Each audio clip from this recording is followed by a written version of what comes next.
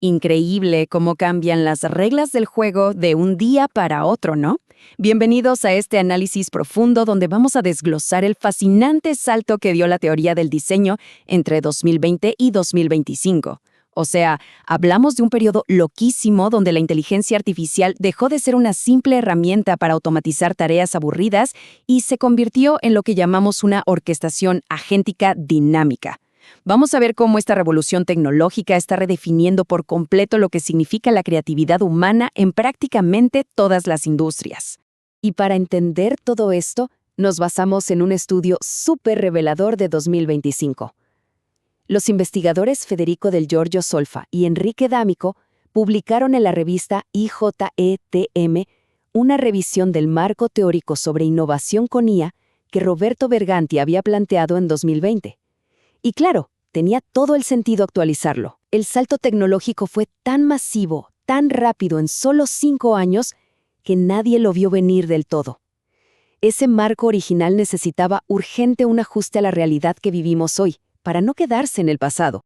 Bueno, nuestro recorrido de hoy tiene 5 paradas rápidas. Primero, el cambio hacia la identificación de problemas. Segundo, cómo se transforma el panorama de la IA. Tercero, la evolución de la IA en el mundo real. Cuarto, el famoso modelo del orquestador agéntico. Y para cerrar, el futuro del diseño. Arrancamos entonces con la sección 1, el cambio hacia la identificación de problemas. Para entender bien de qué va este cambio, viajemos un momento al 2020. Ese año fue como un terremoto para la innovación. A medida que la IA más, digamos, específica, empezó a automatizar tareas rutinarias con éxito, pasó algo muy curioso en la industria. El trabajo de las personas dejó de ser resolver el problema algorítmico. La máquina ya lo hacía más rápido. El verdadero reto pasó a ser definir qué problemas valía la pena resolver en primer lugar.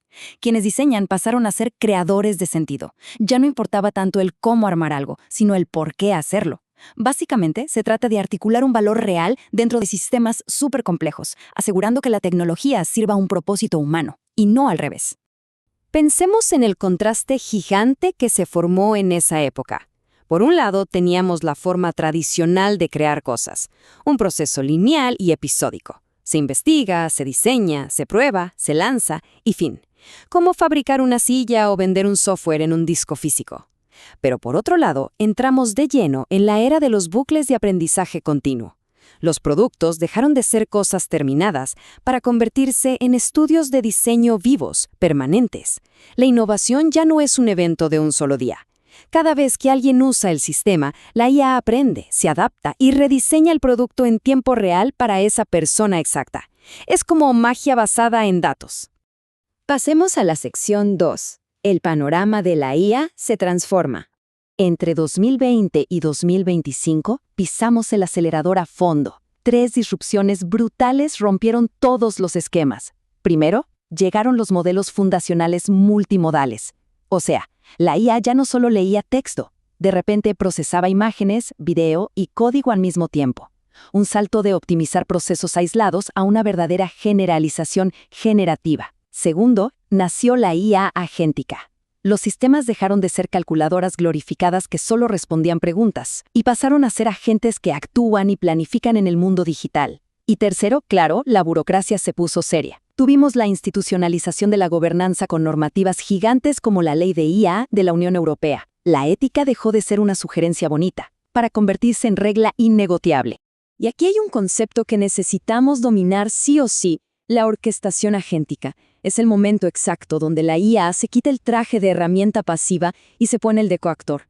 Estos sistemas ahora son capaces de moverse de forma semiautónoma, inician acciones, evalúan cómo les fue, se coordinan con otros programas y mejoran sin que nadie les tenga que estar dando clic a todo.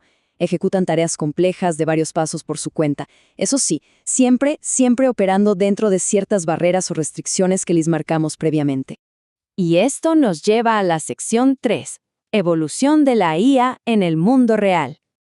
Para bajar un poco a la tierra tanta teoría, miremos qué pasó con algunos gigantes corporativos en estos 5 años. Tomemos a Netflix. Pasaron de usar un algoritmo para recomendar qué ver el fin de semana a usar IA generativa para editar tráileres únicos en tiempo real y hasta predecir si una historia va a funcionar antes de siquiera grabarla. ¡Una locura! Luego tenemos a Airbnb, que pasó de optimizar precios a lograr una especie de intermediación cultural, usando la IA para decodificar preferencias y conectar a anfitriones y huéspedes con un nivel de empatía casi humano.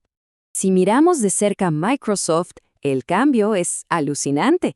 En 2020, su gran enfoque era alojar infraestructura pesada de IA en inmensos servidores, pero para 2025 transformaron todo eso en el famoso paradigma del copiloto. Literalmente cambiaron las reglas. Ya no es una herramienta a la que se le hace una pregunta, es un asistente que se sienta a nuestro lado, redacta documentos complejos, planifica secuencias y consulta a varias aplicaciones mientras nosotros trabajamos. Es una verdadera orquestación cognitiva colaborativa que va muchísimo más allá de la simple automatización de tareas. Y en el mundo físico, la historia no se queda atrás. Pensemos en Tesla. Antes, sus autos tenían códigos modulares separados para todo. Uno para procesar las imágenes, otro para el mapa, otro para el volante. Un verdadero rompecabezas.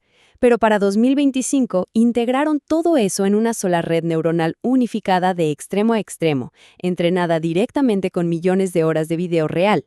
Básicamente, convirtieron cada vehículo físico en un sistema que aprende de los errores de conducción de toda la flota al instante. Un salto colosal hacia la autonomía total.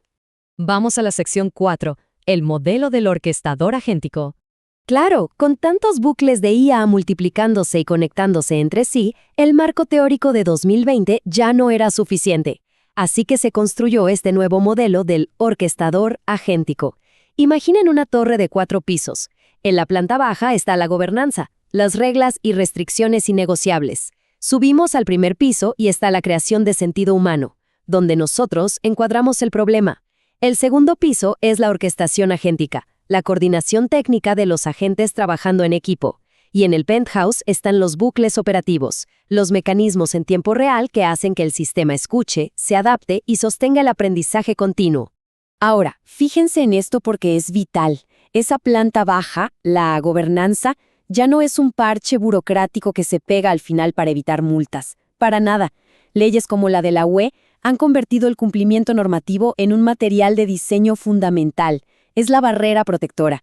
Si no se traduce la ética y la transparencia directamente en la arquitectura del código desde el día 1, ni siquiera hay acceso al mercado. Es el nuevo punto de partida de cualquier proyecto tecnológico serio.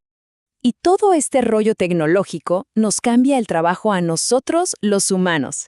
Presenciamos la muerte del artesano solitario, ese profesional enfocado únicamente en diseñar la interfaz visual perfecta para un solo programa. El nuevo estándar nos eleva a ser directores de sinfonía. Hoy el trabajo requiere coreografiar redes distribuidas de múltiples actores, tanto humanos como artificiales.